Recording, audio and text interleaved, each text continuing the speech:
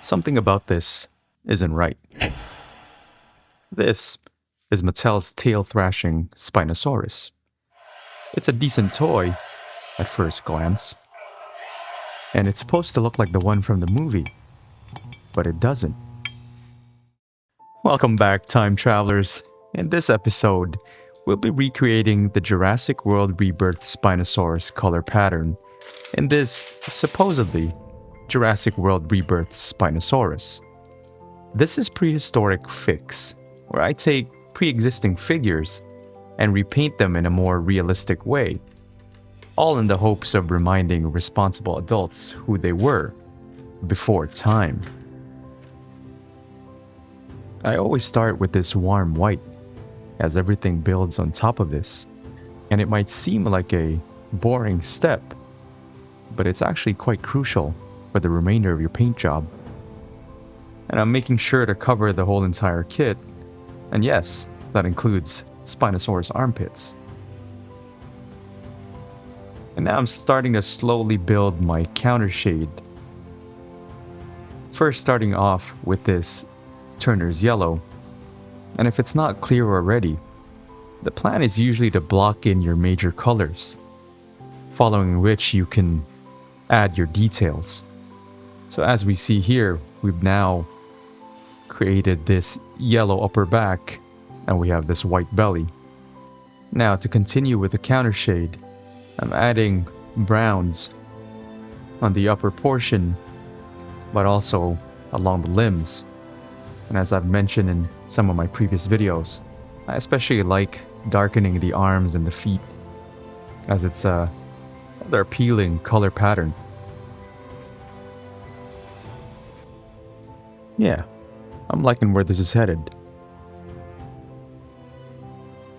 I'm adding in a darker brown here to really start separating the upper back from the rest of the body. And this is usually when the pattern really starts to take shape.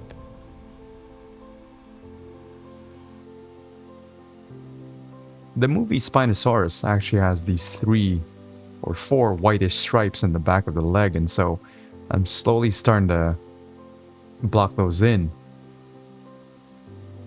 And then I start filling in the rest of the leg.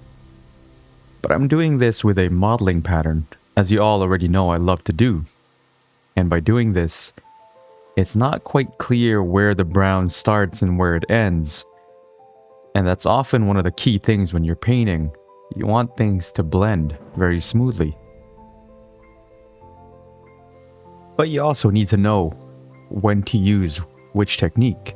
In this case, I'm starting to establish the pattern on the sail, and I actually want this to really pop. So in this case, even though I'm using a modeling pattern, I do want the edges to be rather sharp.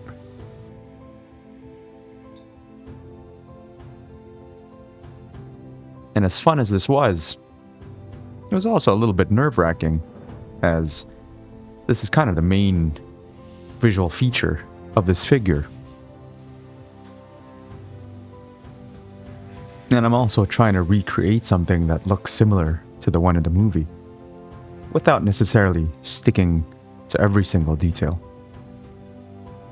I think you could do this in many different ways, but usually when I'm painting something, even though I'm trying to replicate a pre-existing pattern, I find it sometimes important to kind of read the figure, if that makes sense.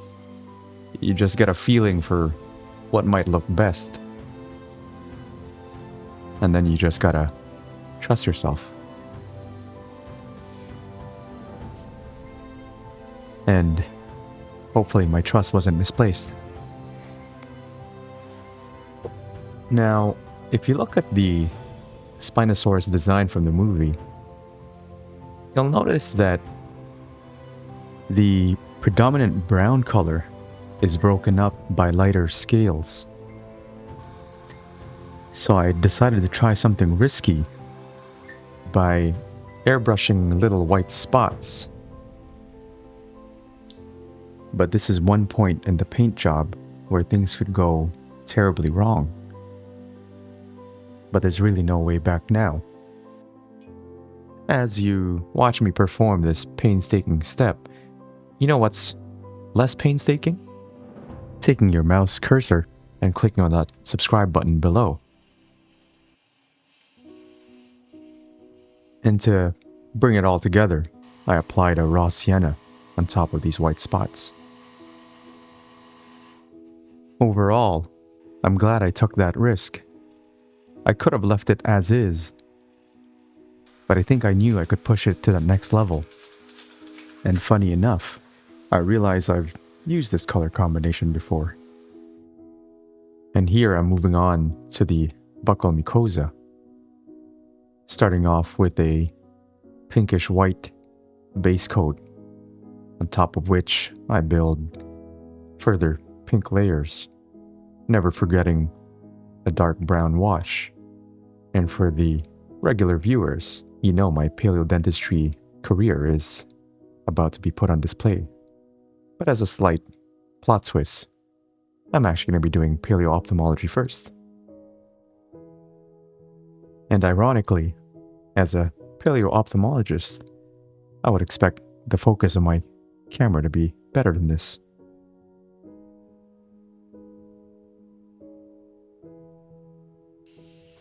And as all successful paleo-dentists, part of our job is to simulate tooth decay at the base of a dinosaur's mouth.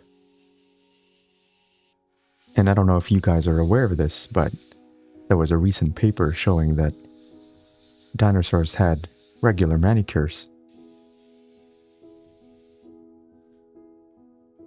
But for the life of me, I wouldn't be able to provide you with a reference for that said paper.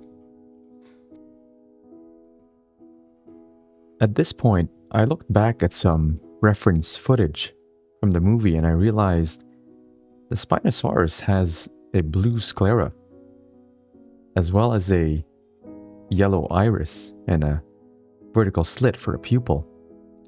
So this white wasn't going to do.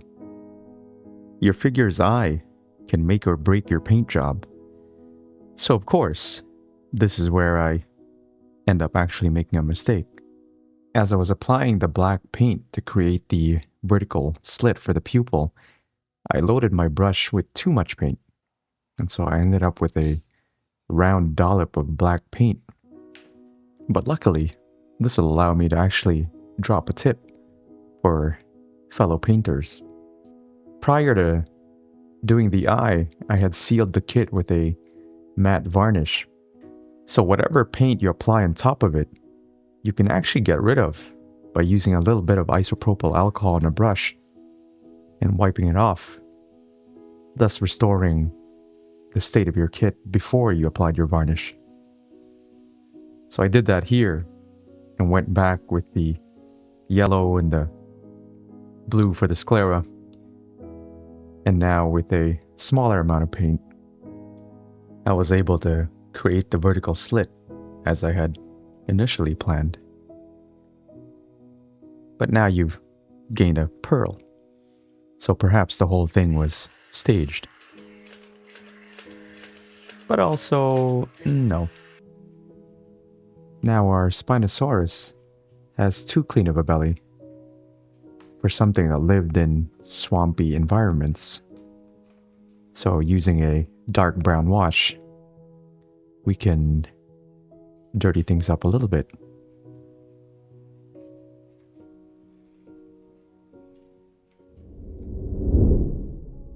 Deep in the swamps and riverways of the early Cretaceous roamed a lone hunter shaped by currents and shadows. Other predators knew to keep their distance, not out of instinct, but out of memory. Because this is Spinosaurus, an apex predator defined by the slow, inevitable rule of something that never needed to prove itself. But this is not the early Cretaceous. This is Jurassic World, where something else has survived. A distant rumble, a vibration through the ground. Because somewhere in the jungle, another apex predator had heard the same call. And unlike anything the Spinosaurus had ever known, this one did not yield. But this one needs a prehistoric fix too.